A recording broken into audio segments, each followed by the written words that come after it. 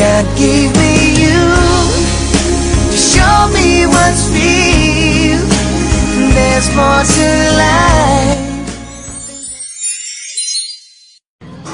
Oh, mga anak, kakain na. Lumapit na dito. Hindi pinag-iintay ang grasya, ha?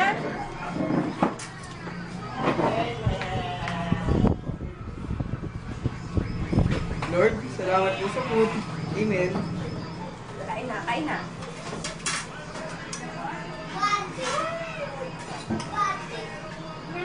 Ay, Diyos ko naman, Iha. Mamaya na yung cellphone mo. Kumain ka muna. Kumain ka na. Ay naman, ay naman. Mas mahalaga ang pagkain kaysa dyan sa cellphone. Kumain na. Ano ba yung mga friends? Kaya may serving spoon eh. Huwag yung kutsara yung ginagamit mo. Ate mo naman. Parang nyawal lang. Tusokol mo yung mga biskuit mo ba yan? Ay. Huwag na nag-aawit sa harap ng pagkain. Kumain na lang ng kumain. Kain na ng kain.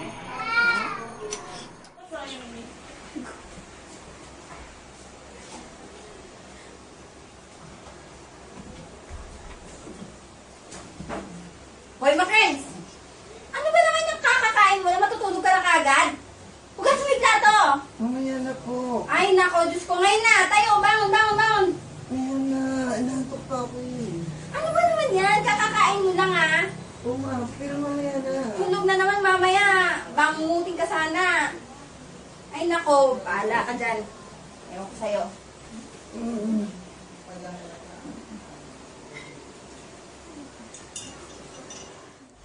Go.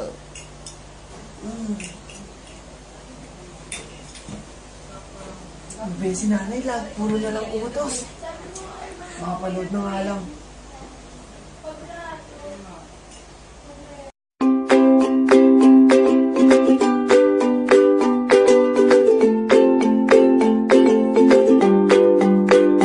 Ng pagkain, kahit na pangabunan lang namin. Magaling pa ako sa counting, tanong niya pa ako. O sige nga, ano normal balance ng cash? Debit. Net expense? Debit. Interest income? Credit. Ito mahirap to. Property, plant and equipment? Debit. Dali-dali naman yan, kuya. Wala bang consolidated net income sa WACC? Sige, wag na yun. Magaling ka eh. Eto na. Bibigay ko na sa iyo yung undox Ako pa. na chicken. Bibigay ko sana kung si Charlie. Siya si Mary Pascioli, 9 na taong gulang at nakatira sa Navotas. Siya ay kilala sa kanilang lugar bilang accounting princess of Navotas dahil sa kanyang angking galing sa accounting. Ayon sa kanya, natutunan niya ito sa kanyang lolo na si Luca Pascioli. Sa ngayon, ay ginagamit niya ang kanyang angking talino upang tulungan ang kanyang lola sa mga gastusin sa bahay.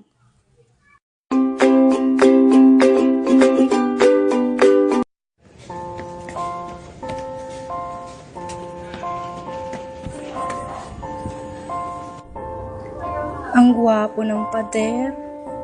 Ang ganda ng pintura. Iihian mo lang. Ikaw, gwapo ka din ah. Gusto mong maihian? Ay grabe, ang tigas talaga ng mukha.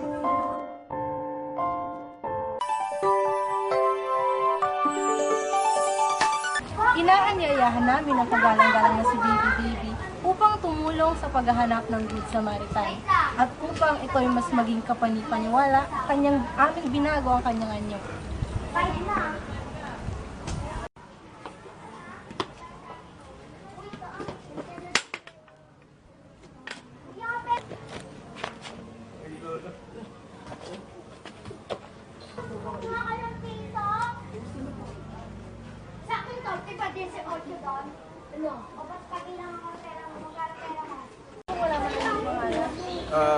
Ako po si Ren. At ako naman po si Makrens. Ano yung pumasa sa isip niya kung bakit niya tinulungan si Lola? Naawa po kasi kami sa kanya eh, kasi naglalakad lang po siya dito kanina tapos nung bumagsak wala man lang pong tumulong kahit sino, tinitignan lang po. Ayun, saka yun naman po siguro yung tama, di ba? Saka naalala ko lang din po kasi yung lola ko sa kanya eh. Dahil sa iyong kabaitan, ikaw ay nasa wish ko lang. Wish ko lang. 2 hours later. Hoy, Magdalena. Wala na naman akong makitang pagkain dyan ah. Lagi na lang ganyan kada uwi ko. Tama na! Anong tama na? Naghahanap ka ng pagkain, bakit may tinitigaan? Sumasagot ka na. Sumasagot ka na. Huwag mo akong hawakan. Huwag mo akong hawakan. Tay! Tama na! Nay! Ngayon, ang kaklase ko nasa balita. Hala? Narip daw. Makatatakalista. At sa ibang balita, isang dalagita ang natagpuang patay sa Matmat Street. Pinaghihinalaang siya ay ginahasa bago paslangin. 2 araw nang nawawala ang dalagita at sa kasamang palad ay ganito pa ang inabot niya. Isang nagngangalang Junjun Senyor ang pinaghihinalaang gumahasa sa dalaga. 20 minutes later. Mga kapitbahay, di na ako mapakali. Uy! Uy, Mari! Bakit? Uy, ba't ka na dito, Mari? Ay, naku, may chichika ako sa'yo. Ay, ano yun? Alam mo ba si Tikang? Ano nangyari kay Tikang? Di ka naggulo na kayo ng mister niya. Oh my God! Nakakahiya! Oh my God! At balita ko, nagkagulo sa kanto. Talaga, puntahan natin, Mari! Tsaka balita ko, magkakademandahan ata. Ay, oh my gosh! Oh my God! Ay, nakita pa, Mare. Ah, may chika ka pa? Alam mo ba si Karding? Si Carding, ano nangyari? Ayakyat ang bahay nila. Aling Nena. Oh my God! Kulungan ang bagsak niya. Oh, wala nang gamit sila amin, Nena. Ubus na, Mare. Oh my gosh! Akala ko pa naman mabait si Carding! Ay, naku, kunwari lang pala. Oh my gosh! Oh my gosh! Ano na nangyayari? Hoy, Bebang! Yung sinaing mo, nasusunog na. Daldal ka ng daldal dyan. Sinain mo daw, Mari! Sinain mo daw! A few moments later. Anak, nilipat mo na yun sa 7. Chika ni Mary na. Bilis. Chika Mary. Sa ngalan ni Mary, ako po ngayon ay nandito sa University of the East, Caloocan upang tanungin ng mga estudyante ng pamatasan ng silangan. Una, makakapasok ba ang UP sa Final Four? Pangalawa, ano nga ba ang katangian ng isang kupunan o magaling na kupunan sa basketball? Pangatlo, ano ang inyong masasabi sa Foundation Week at bakit? Pang-apat, anong may isip mo kapag narinig mo ang salitang panliligaw? At ang huli, magkakatuluyan nga ba ang I-Love? Tingin ko makakapasok ang kupunan ng UE sa basketball. Dahil kung dati nagagawa naman nila, bakit di pa ngayon? Yung katangian isang mahusay na kapunan, yung nagtitiwala sila sa isa't isa, tsaka yung hindi sila mayabang na porket malapit na silang lumamang or lamang na sila, yung pipilitin na nila yung 3 points para mas lalo pang lumamang. Parang more on teamwork. Sa UE, ngayon, nakaka-board kasi ngayon yung yung foundation eh. Pero okay lang naman kahit papano, may mga booths, ganyan. Ang kulang lang is wala nga yung kasiyahan, katulad na dati na concert, na gano'n. Siguro na nibago lang ako, ganyan. Kasi nga wala.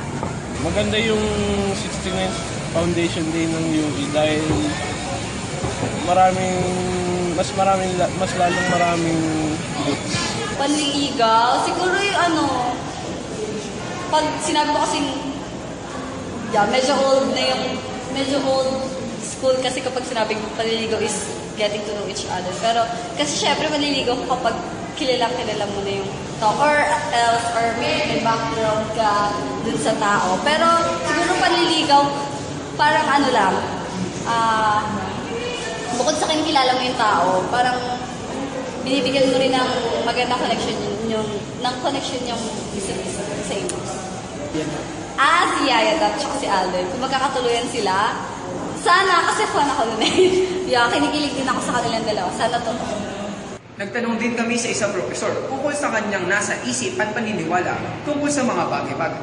Una, ano nga ba ang ideal age upang ikaw ay mag-asawa?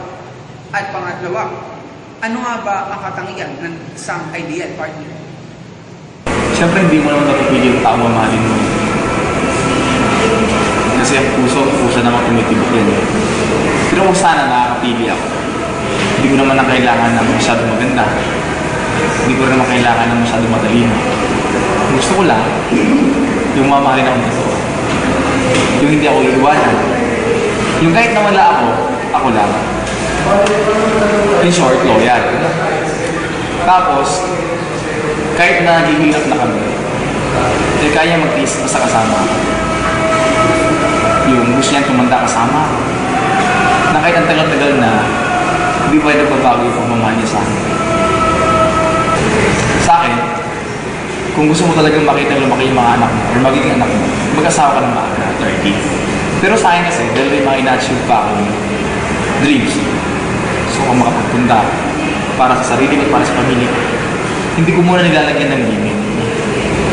Anyway naman, kapag ka nagmahal ka totoo na, doon mo nasasabi sa sarili mo. At kapag handa ka na kailangan mo na mag-asawa. Pero siguro man di abot ng 40. Kasi kung aabot ng 40 at binata pa rin ako, hindi na mag-asawa. Bukod naman sa mga kwelang linya at paggadlang sa pag-ibigan ng Tambalang Aldag sa serye ng noontime show ng Itbulaga, may mga hugot at real-life lessons din si Lola ni Dora na talaga namang tinututukan. Heto at panoorin natin ang mga words of wisdom ni Lola na kapupulutan ng aral.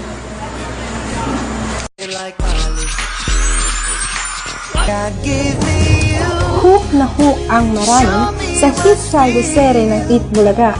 Hindi lang dahil sa kilig na dala ng Tambalang Aldag, pati na rin sa mga tagos sa pusong mensahe at mga advice ni Lola ni Dora. Tama talaga mga tinuturo ni Lola ni Dora. Marami kang pwedeng magpulot doon na pwede mong apply sa tunay na buhay ng tao.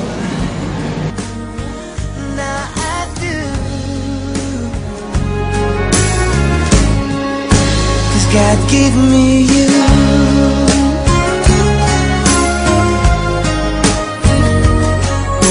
For all the times I wore myself beating like a favorite shirt, all wrapped up in that hurt. For every glass I saw.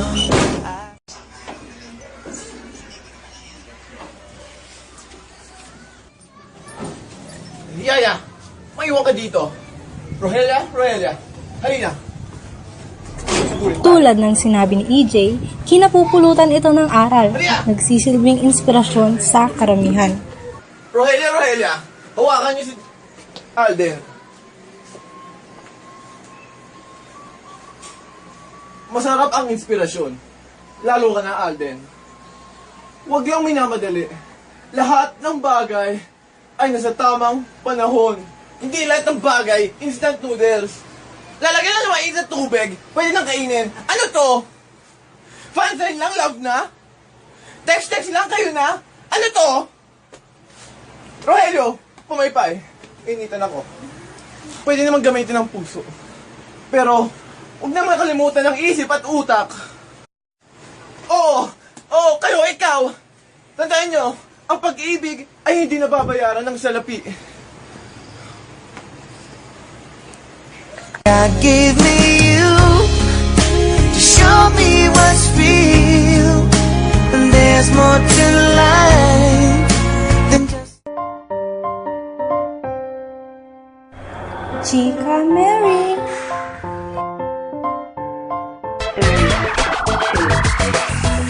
Ang pinaka.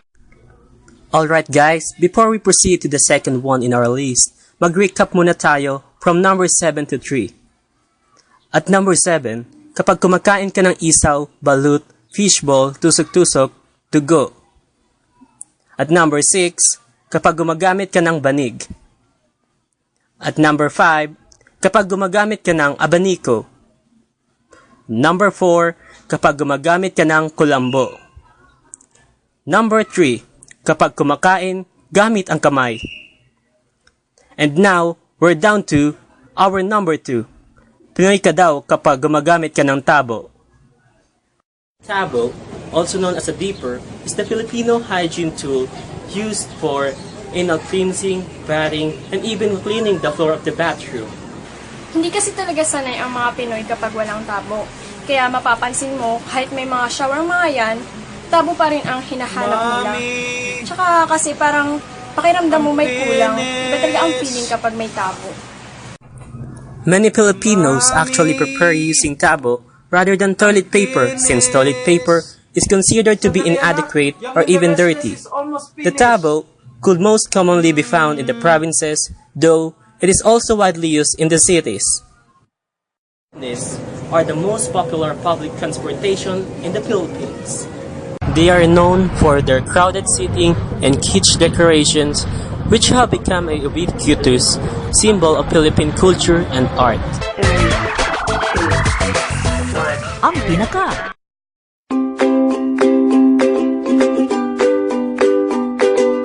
Google Chrome for being a dependent browser, Francis M. Clothing for our clothes, Ninoy Aquino Glasses for Macquarie's Glasses, Android Phone for Christine Ong Phones, Nike for Jobert Shoes, Ray-Ban and Lacoste for Jimena and Zaira's Bags and Glasses, Avon for Relly's Makeup, and Jollibee for bringing us happiness.